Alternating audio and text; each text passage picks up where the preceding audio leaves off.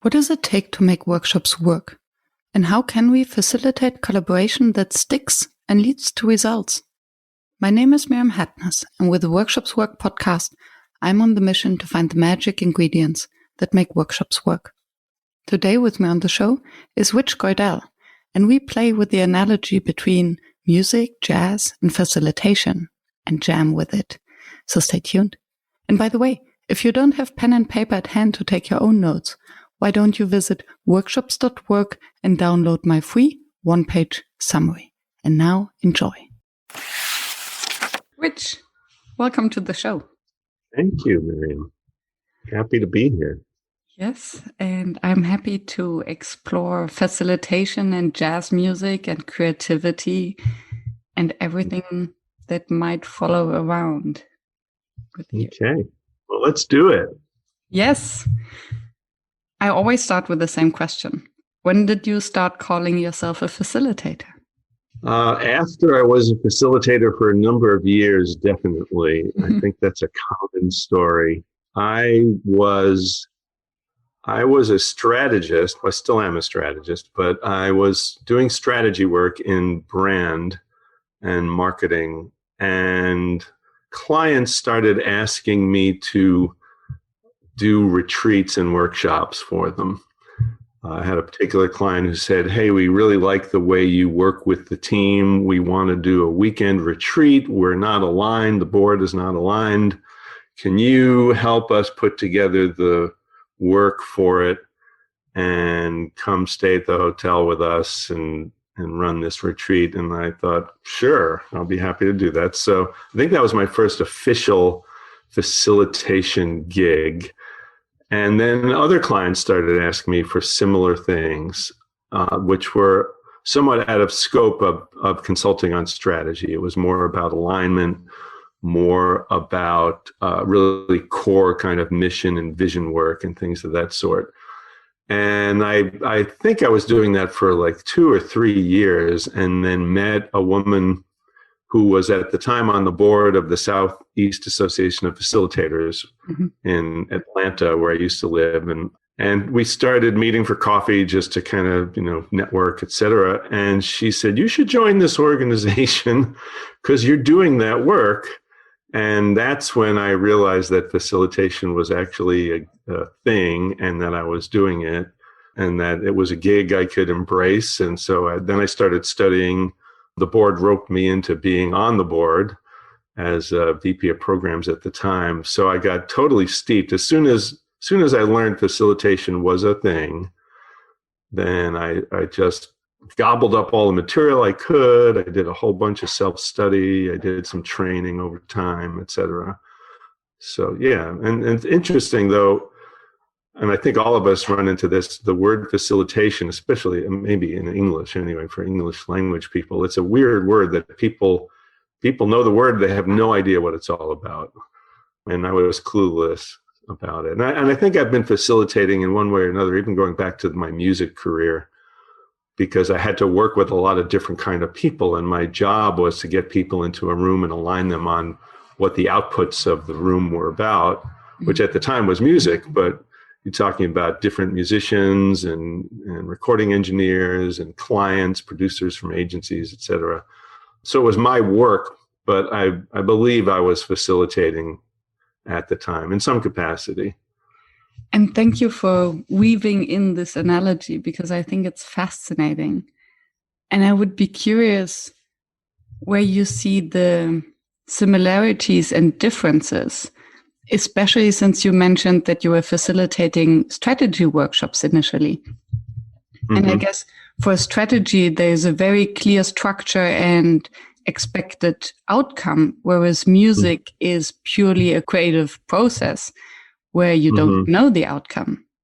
Yeah, I think there are a lot of parallels, and I wonder about, as we think about music, there are a lot of different kinds of music. There's classical performance where you're reading off of the music, or at least you're playing the notes on the page. And that's very scripted. And I think a lot of strategy work can be like that.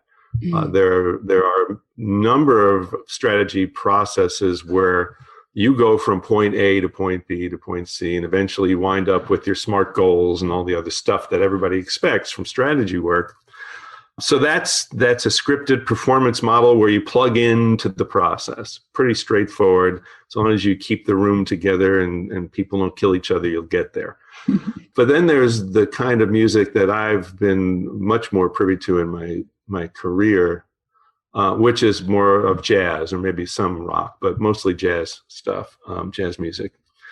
And with that, you have a framework to follow. You have chord progressions to follow. But you're at the liberty of moving through those chord changes to do many, many different things. And you can play straightforward jazz. That way there's even like freeform jazz where you maybe have key centers, but there's no real chord progression to follow. You're still arriving at output. You're still being creative together, but you have to work with each other with the material that arises at the time. You rely on your expertise. You rely on your own context. You rely on your alignment, the group that you're playing with, and you work together to come to an outcome. And I've done a lot of strategy work that way as well, where it's strategic thinking, but it's not necessarily guided by a strict process to get to the strategy plan for the year. So there's like this whole, I don't know, continuum or gamut of ways that you can do strategy. I think about whether the room is being strategic about the right problems to solve. It's one thing to say we have to have a strategic plan. It's another thing to understand what is happening. And if you can present frameworks or processes or containers that allow the room to move in the direction they need to go, oftentimes you can give rise to things that aren't the strategic plan, but hey, we never knew that our core mission was wrong. And by working the room and helping bring context and everyone's experiences and, being authentic, et cetera, you might discover, you know what, or maybe our vision has changed, or maybe we don't really understand the values that drive the company. And even though we came here today to talk about our strategic plan, we need to be doing other work, or maybe it's a theme that our strategy needs to be grounded in that nobody really considered. And if we do the right work, we can get to that theme. Or I've been in strategy sessions where after some work, the goal was to get to strategy in a process for the year, or maybe for the 3-year plan. I can't remember. But the CEO recognized through the work we were doing that he had been trying to be the company visionary and failing at it for years.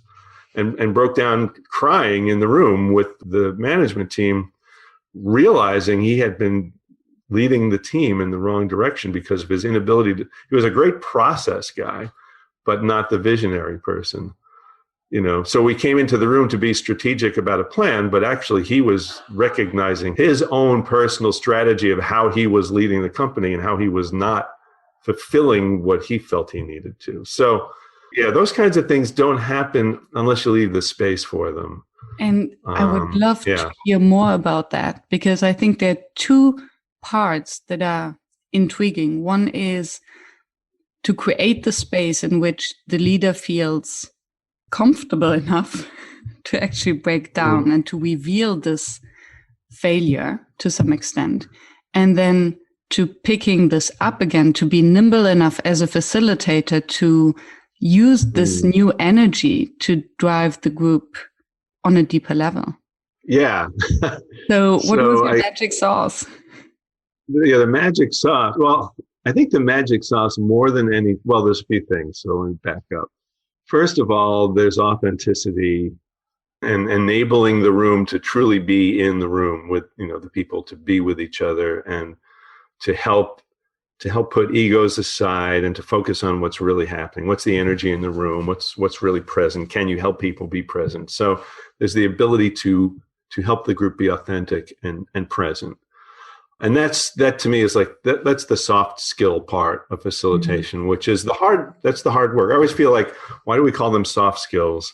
To me, the process stuff that you can read in the book, that's easy. That's the soft stuff. Yeah, the hard skills are being human with each other. Being humans is really hard work.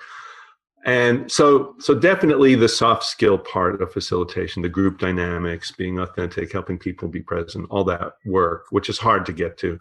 And then there's what I would call the years and years of practice and your vocabulary and what you can bring into the room. And I wouldn't call it your bag of tricks, but more about experience and working with people and doing it enough and being exposed to enough and having enough experiences that you can recognize, and I think we do this subconsciously, but what are the patterns I'm seeing in the room? How are people showing up? What needs to shift? How can I make space?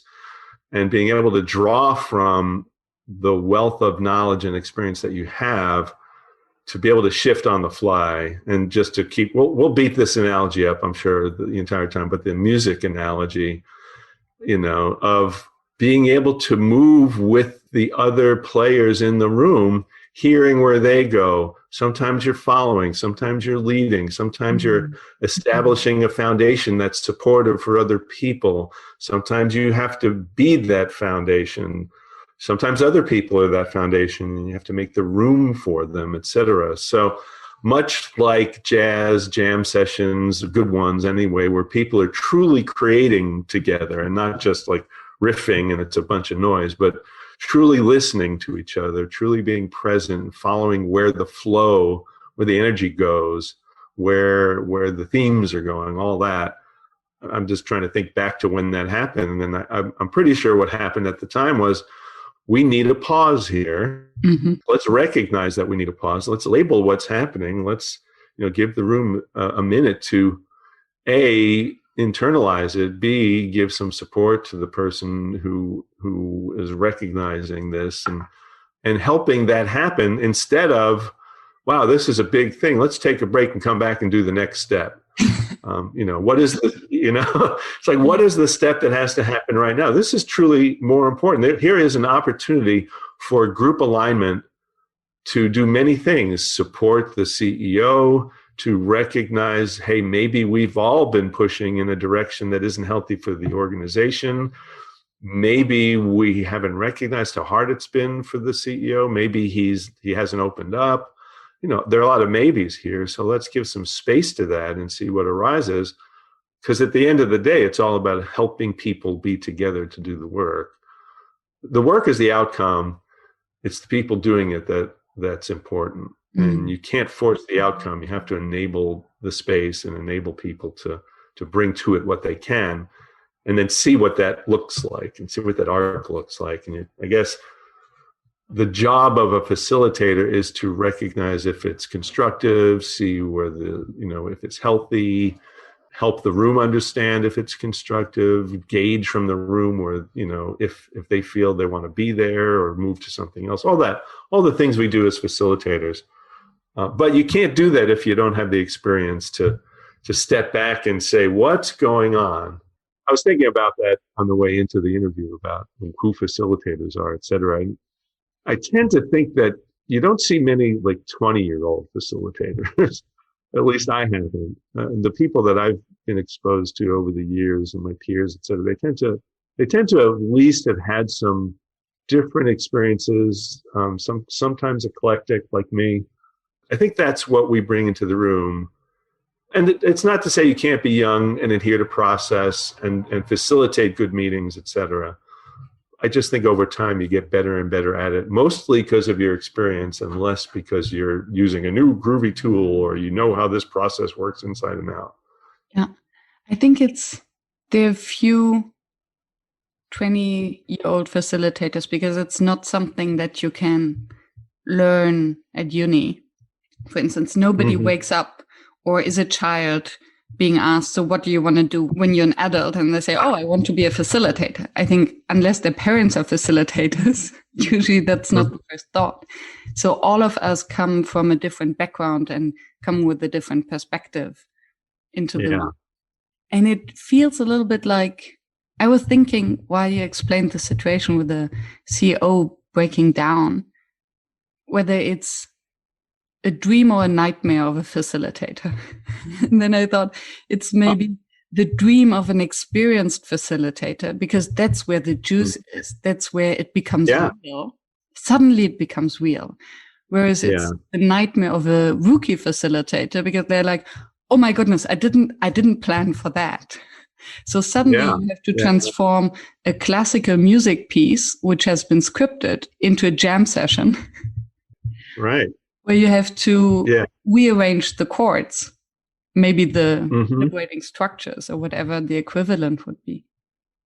Yeah. And, I think about it too. Is it a dream or a nightmare? I think I wouldn't say it's a mistake, but when it's easy and it feels like, oh, this is great, and the room is really aligned and everybody's agreeing and we're doing great work, it's usually, I don't know if usually is the right word, often enough, the wrong work. It's the hard work that generates more and more of the right kind of outcomes, as long as you get through the hard work. It's like The a easy gym stuff, session. A gym session, yeah, which is too easy. It doesn't feel right at the end. yeah, You have to yeah. If suffer. everybody is agreeing, you're probably not pushing the envelope. I Yeah. teach facilitation at 352 where I work, and one of the things we talk about comes directly from Sam Kainer's book, what is it? The participatory facility. I can't remember the name of it, but it's like a seminal work in facilitation. Sam Kainer's guy. Anyway, he coined the term the groan zone. Mm. And he talks about most conversations that people have tend to diverge and then converge and get to an outcome. And it feels great. We had some divergent thinking and now we've collapsed into the convergence and we're all aligned. And the groan zone is, so the convergence always happens like way too soon. Mm. And you have to push people into the groan zone. So I teach my students, my coworkers, about how hard that work is and how uncomfortable it can feel. But if you're not going there, you're not doing the right work. So it should get hard. It should feel like you're making brain cells happen, or brain cycles happen. And what would be your way to push the group to go further? Well, and this is, I think, where straightforward kind of facilitative skills can be very useful. And it's to remember that you're trying to balance out the room. You're trying to engage people to talk more. So the more you can do to ask the open-ended questions and lean back and ask them again and ask other people and to challenge assumptions. It's a lot of asking and challenging and pushing and exploring, and then and sometimes this is where I lean in as a strategist and less as a facilitator, but pushing where things don't really seem like, or things like they're too easy, mm-hmm. or, they're all going to this one direction, but my experience in marketing says they're not exploring this topic or whatever, because we all come in with some domain knowledge, mm-hmm. so we can use that knowledge. So I might not understand this particular product, but I understand what going to market is all about. And no one's talking about this thing right here. No one's talking about the value to the user, maybe. They're all talking about, I don't know what, maybe they're talking about feature sets or something. Mm-hmm. So I might push and say, I get it. I get how, you've got a backlog of things to do. When was the last time you talked to customers about this? And the room might get really silent. And then I might lean in and say, well, let's pretend we're the customer for a minute. Let's take a little bit and do an ad hoc journey and see what that feels like. And then all of a sudden, people are saying, yeah, you know what? Everything we think is going on, if I put myself in their shoes, it's totally opposite. Well, let's drive down that rabbit hole for a little bit. And getting back to jamming, it's like, well, let's change the key center for a minute and see what happens when we do that. Let's put some weird constraints on this. What would happen if money was no object? And those are some of the tools that we use as facilitators. I think that easily come to mind, but they're really good tools. What can you do to change? Never thought about it this way. Change the key center. We've been playing in the key of G major. Let's walk down to E minor for a little bit and see what that feels like. What changes when we do that? I'm going to use that today, I think.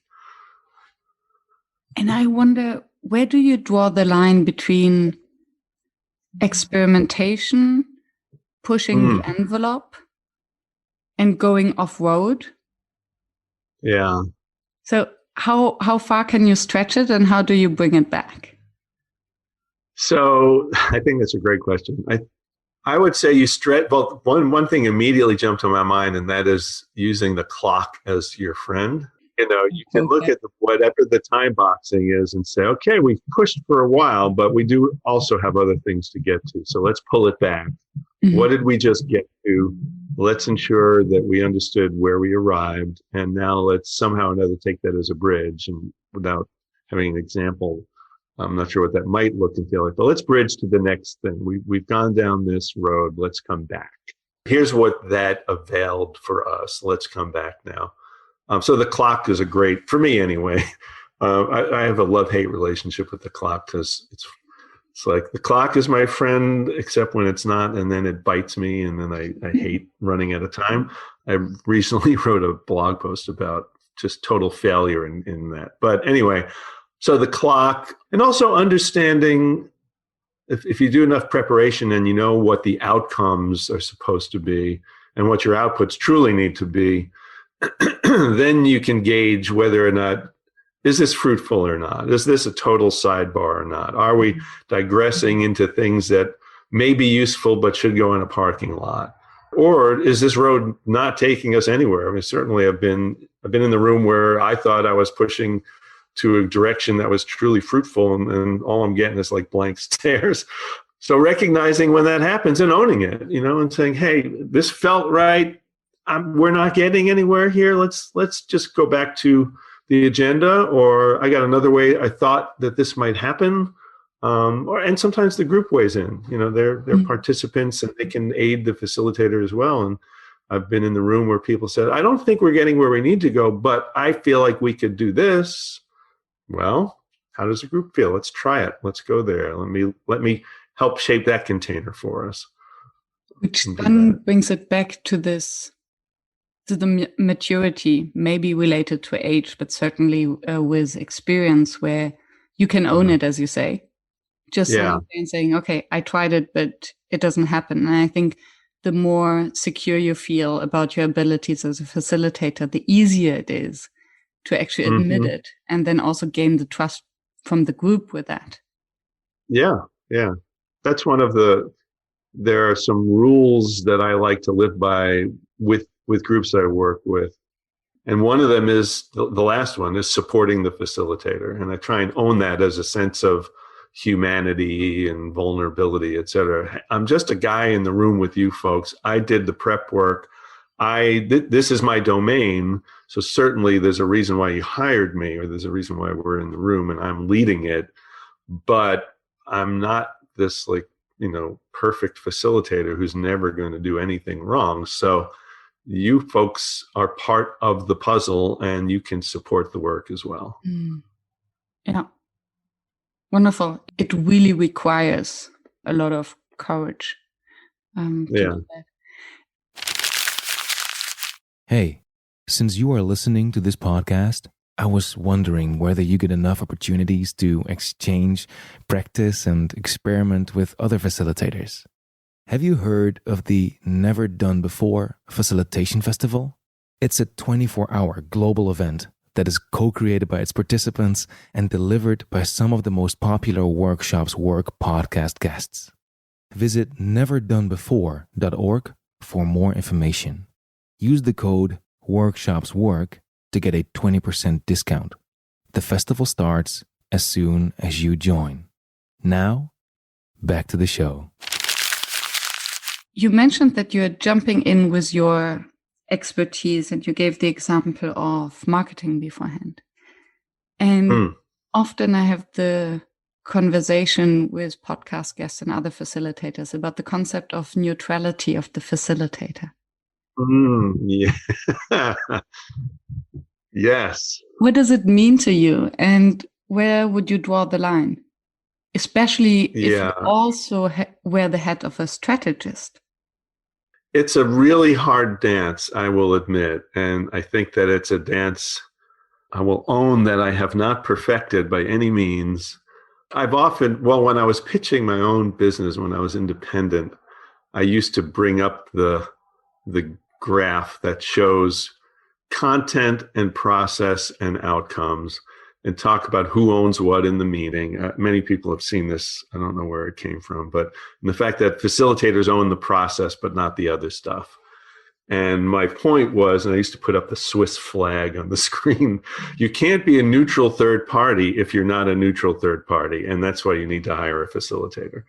So what I attempt to do is I attempt to label that I'm switching modes into leaning into my role as a consultant or a strategist a little bit, and at least put the point of view out into the room for the group to either, I don't know, just to expose the group to it and see where it goes. But it is a hard dance to play. So I try to, my own process is to label it out loud, lean into it, talk about it enough, talk about my perspective on it, try and, to a degree, I feel a little bit like I'm an educator when I do it. It's, you may not know this bit of information. You may not have had this experience. I try to own it as my experience and my knowledge that I'm sharing with the group for their purposes, and then back out of it as soon as I can. Yeah, because it's hard. And at 352, when I first got hired at the company, I was running a lot of design sprints, a lot of Google Ventures style design sprints. And as the facilitator of those, you're also part of the team and you're contributing a lot of the work as well. It's challenging for me because I'm a creative and I like to play. And it's really hard for me to not lean in and just see these pieces and want to string things together and bring my knowledge out and talk about, hey, would it be interesting to do this or to, think that way or to whatever. And once you're putting out your own creative into the room, there's always this sense of ownership, at least for me anyway. Most creatives I've experienced over the years are like this to an extent. It's hard not to own the baby. It's my baby. I own it. I have a vested interest now in what that is, and it's hard to back out of it. But that's the dance that we have to play. Yeah. So to me, it's dancing. It's like go in, go out, try not to get hooked too much by your own ideas and stay out of it. And there's so much to unpack around the word of ownership, because you used it in two contexts. And one is to own what is happening in the room. And there I wonder, where can it go wrong? So if a workshop goes off track, or you realize in the beginning that actually what the group needs is something totally different that the topic you've been briefed on, who owns this mistake actually? Is it the facilitator? Maybe we didn't ask the right questions in the preparation process? Or is it the hiring client who maybe was totally blind and tried to push their own agenda that way? Or is it the group that just doesn't get it? Yeah, that's a great question. Yeah, who owns it? I want to say that the facilitator always owns it. I mean, I want to say that. I can't say I always feel that way. And the reason why I say that is because it truly is the job of the facilitator to ensure that as best as possible, those things don't happen. And I think about the ways to do that, and they're not easy, but the ways to do that have so much to do with the right preparation. And by preparation, I'm talking about everything really, from interviewing stakeholders ahead of time, to interviewing participants ahead of time, to doing enough research, and I don't know what enough means because it's different for every engagement, but enough research into the domain that at least you have some foundational knowledge about where things might get weird or what might be hot topics or whatever. By doing the right kind of preparation with the stakeholders about the outputs and about your process and really digging in, I found over the years that it takes easily as much, or can take easily as much work with stakeholders pre-interviewing as it does to actually do the workshops. Because to your point, the stakeholders say, we need to meet to do this. And the more you talk with them and help them unpack the problems to be solved, then you're doing the right work. And my experience says that they'll come in. The reason why you're being hired is because they kind of don't know the problems to be solved. They think they know them, but your job is to help them figure it out. So I always build, or always, that's a big word. I try to always build my meeting designs with my stakeholders, as opposed to going in, interviewing them, building the meeting design, walking through the agenda a little bit ahead of time. Does this feel like the right meeting? Yes, it does. Okay, let's go do it. Part of my training was very grounded in problem solving and figuring out, like, math problem solving, which was all about what is really happening, what is the right problem to be solved. That's why, what is it that makes us think we need to have a meeting about this? And that's a lot of work. I'm thinking back to one particular board I worked with, a nonprofit board. I think we did a 2-day retreat, and I think we spent like 4 days in prep for it, if I'm not mistaken. Something like that. It was like twice as much work with senior members of the board, and then interviewing everybody on the board, and then coming back with a readout to the stakeholders. Here's what the rest of the board is talking about, really truly helping them see what was going on and what needed to happen so that we could come together for 2 days and do the work. Yeah. So that's the kind of preparation I'm thinking about, to keep those, I don't know if I'd call them mistakes, but to keep those mistakes from happening. But they're still going to happen. I mean, things are going to get weird, Which is the perfect trampoline to my standard question. So what is it that makes a workshop fail? I think that's what makes the workshop fail, is lack of that kind of preparation. I mean, workshops can fail for any number of reasons. There's always going to be a situation where you thought something about the group and you were wrong. I thought they could generate this kind of output, but they couldn't. Or I believed we had the right people in the room because that's what the stakeholder, those are the people they said we needed. It could be any number of reasons, but I believe that the anchor in all of it is the preparation side of it. And that preparation has a lot to do with your own ability to prepare your process and all that. Have you done enough work to truly, I wouldn't say it's whether you understand your process so well.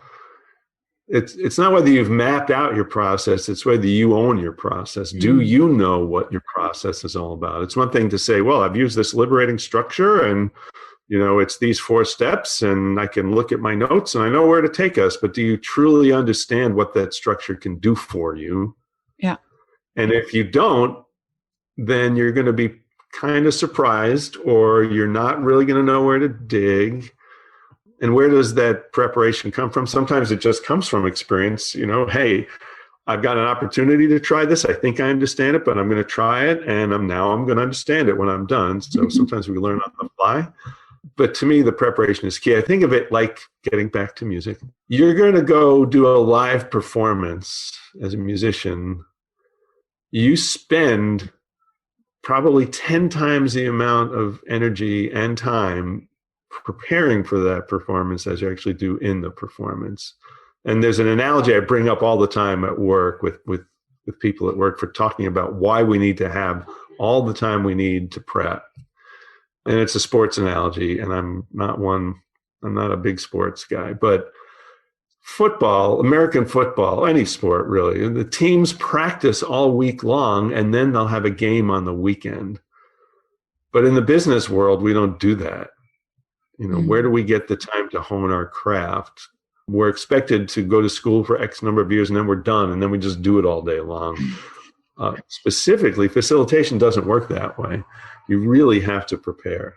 Mm-hmm. So it's a long way around the barn to the answer to your question, but that's what I really believe. That's where workshops can fail. And it makes total sense, and it brings us back to the topic of ownership.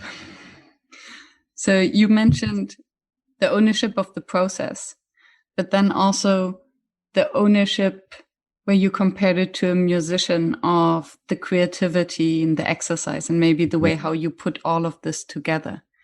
And I wonder where to, again, draw the line. And maybe music is a right analogy as well.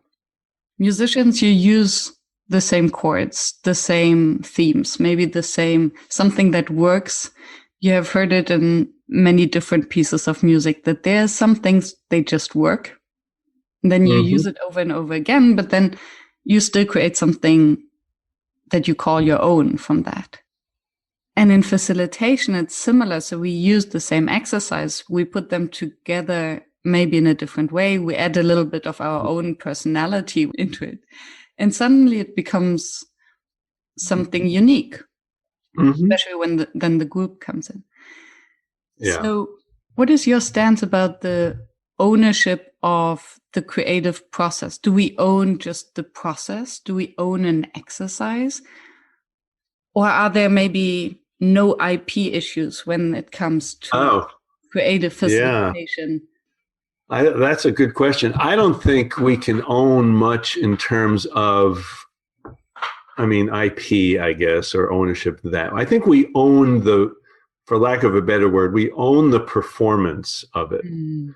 To your point, the chord changes are the chord changes, but it's what we do with them. So we own bringing them into the room, and we own the use of them. How are we, quote, performing them, I guess? But the creativity that's happening is the room, the people in the room. And in that sense, everyone in the room owns what's happening. Your job as a facilitator is to help them own it, because it's not your work, it's their work. I think about like IP. I'm sure we'll talk about this, but I have a product, I've created a product, Catalyst Cards. And so technically I own it. All right. So I own the IP, but really what I've owned, a good friend of mine, a guy named Andrew Young, and I talked about this one time. He's another great facilitator. He talked about the fact that we don't really own ideas. We own the way the ideas come into the world. We own the process of the ideas. The Catalyst cards are a set of cards they're built on metaphor, and they're IP, they're branded, they're all my artwork, et cetera, et cetera. So I've created these things, but at the end of the day, I didn't create metaphor. So the fact that I have this vehicle or this tool that people can use in the room, they're owning what they bring. I'm owning the fact that I brought them in. And I think I'm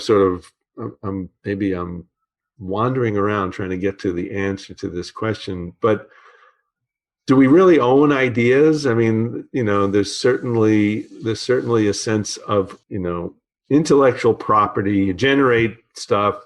No one's ever had this idea before. I've had the idea. It's mine. You have to pay me for it.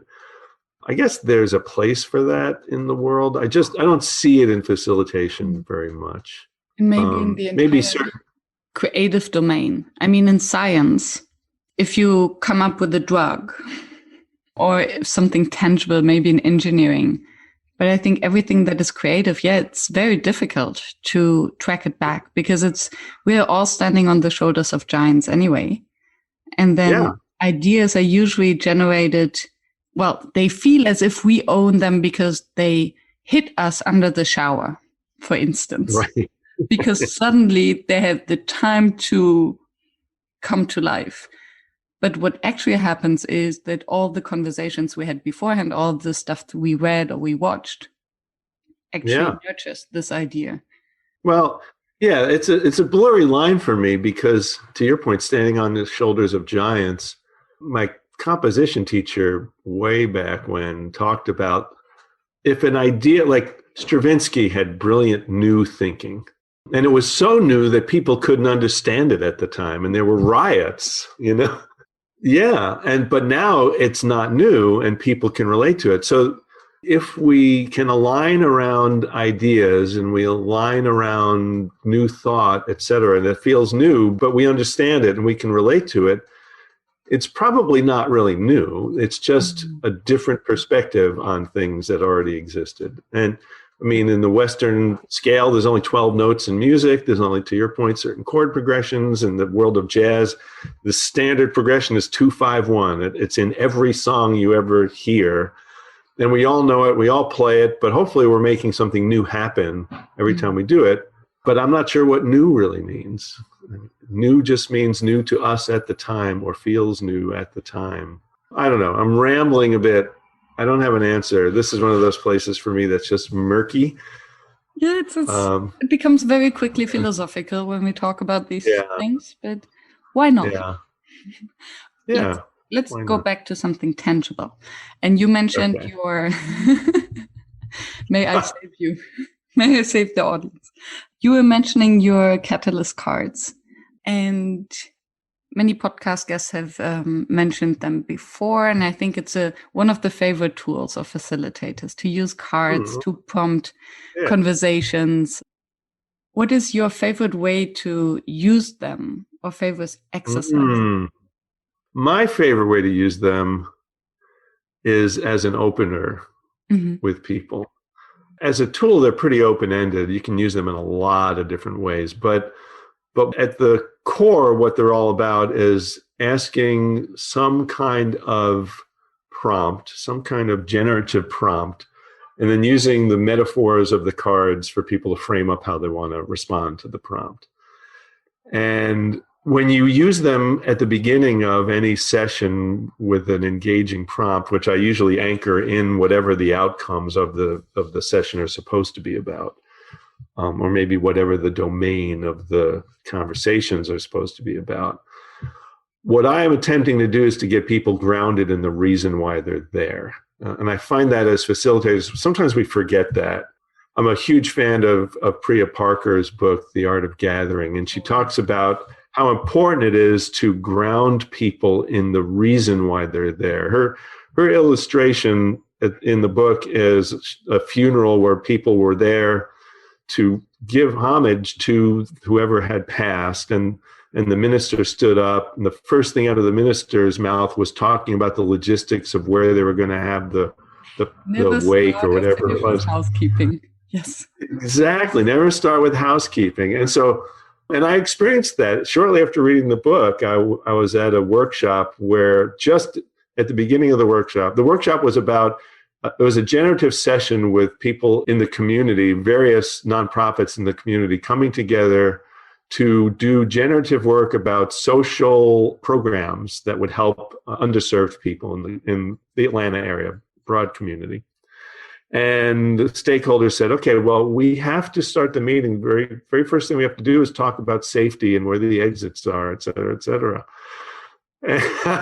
And I was co-facilitating with my partner David at the time, and I remember telling the woman, yes, we'll definitely do that. I'll turn it over to you right at the start of the meeting, and you can do that. And then I turned to David and they said, we're not doing that.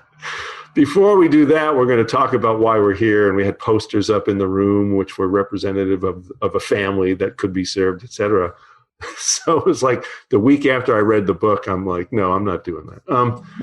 So anyway, getting back to catalyst cards, I will use them as a prompting mechanism for talking about the domain or talking about the problem or the outcomes. So asking a pretty open-ended prompt, as we think about the reason why we're here today, you've all been working on this for the past month, 2 months, whatever. And from some of the work that I've seen, some of the interviews we've had, what feels important to me is this particular, I'm making this up on the fly, but this particular user, this underserved user, underserved constituent. And, and we've talked about the challenges that they find paying their bills, et cetera, et cetera. I want you to give some thought to that user and to the work that you do with your organization for that user, and thinking about the work ahead, thinking about why you're here today. How is that like this card? And give the room a minute to look at a card. They've chosen a random card, and it could be anything. And my experience is that just the framework of that metaphor helps them go into places that they might not normally have gone to, and frame up their thinking in a way that says, oh, And then all of a sudden we're having really deep dialogue around the room, not about solving the problem yet, just by grounding each other in the experience of what this whole thing is about, so that it's meaningful, it's authentic, we know why we're here, we are now sharing things that might begin to get a little vulnerable, et cetera, et cetera. It just launches the room into this space of, we're ready to be creative, we're ready to have the right conversations, et cetera, et cetera. That's my favorite thing to do, and it's worth taking the time to do it. So one clarifying question, if I understand you correctly, the participants don't choose a card, but they're given a random card, and then they connect the question or the purpose of the gathering or workshop to this random card. Can you give an example of such a card? Yeah, so I'm picking one up right now when I'm looking at it, and it's the sun. I just totally random. And so I'll make up a prompt as I think about the fact that you asked me to be on this podcast today. And what would come up for me if I consider this card of the sun? And the listeners can't see it, but it's a hand-drawn sun with sunglasses on. It's kind of a happy, fun little sun. As I think about that, what comes to my mind? And I'll ask you the same question. I'll give you a random card as well. So for me, when I think about the sun, it's I get to be a bright spot for other facilitators. I get to think out loud with someone who's going to ask me questions and hold space for me to bring some light into the hard work that we do and what I love about it and what makes me bright and shiny or sunny. What a gift that is. And I say that and I'm smiling as I say it. So that's the way I would answer the question. And it's a totally random card. I could pick up a different card, and here's apples and oranges. And so how would I think about there are many things. Okay, I would love to answer this one. Apples and oranges. So there's a picture, you can see it, apple and an orange. Yeah, so what comes to mind, Miriam, as you think about apples and oranges and this podcast today? Is that I want to find the nuggets, the differentiators. What are apples? What are oranges? I'm interested with this podcast and this conversation with you to find what does jazz music and facilitation have in common? Where is the line between a workshop that becomes a failure and becomes a success? Well, there you go. A lot of contrast. So then as a facilitator, I could leave it there and we could move on to the next person. Or I could say, that's really interesting. And so why is that important to you, Miriam? And then you will go a little deeper. And that's what they're all about. And my experience with them has been that they will drive towards that kind of deep conversation really, really quickly. I love it. And talking about apples and oranges, I cannot hold back to ask this question. What would be, from your experience, a wrong way to use these prompting cards, these catalyst cards? Oh, that's a great question. I think a wrong way to use them is to try and get really, really particular with them and not leave space for people to explore the meaning behind them. But I'm also struggling to think of a way that I've experienced using them where it's been like that. Because of their open-ended nature, they let people talk about things in ways that you would never expect. I mean, I've used them where we've spread them out on a table and you've asked them, and this is a standard method with visual cards especially, but you spread them out on a table and you ask people to pick the one that resonates with them the most. Mm-hmm.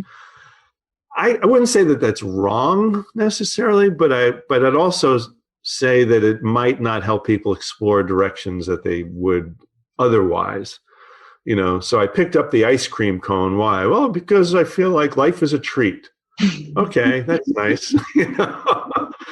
But if I had picked up like the tombstone, rest in peace, and I was given that card randomly, that's going to drive me to think about things I might not have considered. And I will say that once in a blue moon, people will get a card and they'll go, well, I don't even know how to think about this card. I can't get there. And so the way to get through that is to remind people that sometimes it's not the card at face value. What happens if the card was upside down? What would that mean? What's the reverse of that for you? Or to just say, it really doesn't matter. Just make something up. Yeah. Because sometimes making something up is the start of some generative flow where other people, you may not believe what you just said, but other people then tap into it and go, oh, I never thought about it that way. Let me now expand on that thought in this way. And what I like about the randomness of the card is, in addition to what you just described, it seems as if it drives the group and the individuals to rather think about the topic and the purpose of why they're there more than about themselves. So suddenly they will focus around the purpose and not talking about them. I mean, there's a space for everything, obviously. Yeah. And you can use the cards that way. You can be talking about, again, any prompt. I've used them with strategy work with companies where we laid out kind of a business model perspective of things. Let's talk about value. Let's talk about resources. Let's talk about revenue, et cetera. Take a card, look at it, and put it on one of those categories and talk about why you chose that category. Well, here's Cupid. Why did you put Cupid on value? Well, I feel like we have a sense of fun and playfulness that I'm making it up, but what I see in Cupid, and I want people to love our product. I'm not sure we're actually driving that value, so I want to make sure we talk about that, etc. And I just realized that we could have an entire conversation about the use and unuse of Catalyst card. But unfortunately, we're running towards the end of the podcast, and two final questions. One is, if you were a hashtag, what would you be? Oh boy. The easy answer for me to get to is music. If we want to just use music as a blanket term, making music in workshops, I guess that's one. I think jamming is another one. I'm not giving you one answer. These are just what come to my mind. A sense of play, I think, is more about creativity, play, etc. That to me, at the core of who I am is I'm a creative and I'm a maker, and I try and bring that into the work that I do and help other people do that same work one way or another through facilitation. Sense of generation, creating together. So I guess creative would be a hashtag. It's not sexy, but feels like what I bring into the room. Nice. Thank you for sharing. I was curious. Sure. Yeah. And if someone in the audience fell asleep after minute 2 of the interview and unfortunately doesn't have time to listen to the entire hour, what would you like them to walk away with? I'd want them to walk away with, of all the things we talked about, I think what's most important, if this is a podcast to help other facilitators think about their practice, think about who they are in that practice and what they do. It's a connection to the music part of me, like this whole conversation, but it's the combination of practicing in order to create, in order to be in the room. And I don't want to use the word perform in this way, but practice to perform. It takes understanding that this is a practice and that we all work to get better at it. And if you're not continually working to get better at it, you're just going to get to a certain level, and then that's where you stop. And good musicians know that there's no end, and that you just continue to get better. And even the great musicians still practice. And sometimes that practice is in the room live with other people, but you're intentional about it, and you're looking to see, what have I learned? What am I going to be better at next time, etc. That's what I want people to walk away with. Wonderful. Thank you so much for taking the time to share and to jam. Sure, it was my pleasure. I want to say I am grateful for and I appreciate your questions and your desire to be in the same space and playing with these thoughts a bit, and giving me the ability to open up and think out loud. It's fun. Wonderful. And I will put the contact to you and to the cards and to Dangerous Kitchen. We haven't talked about your company name, which is intriguing. Next time. Dear audience, check it out. There you go. All right. Well, thank you very much. Appreciate that. Thank you for staying tuned and listening to the show. I appreciate your attention as I know how busy you are. If you enjoyed it, please subscribe and engage by sharing your comments and thoughts, and visit workshops.work to download the one-page summary. I'm looking forward to seeing you back at the next episode, and I wish you a fruitful day.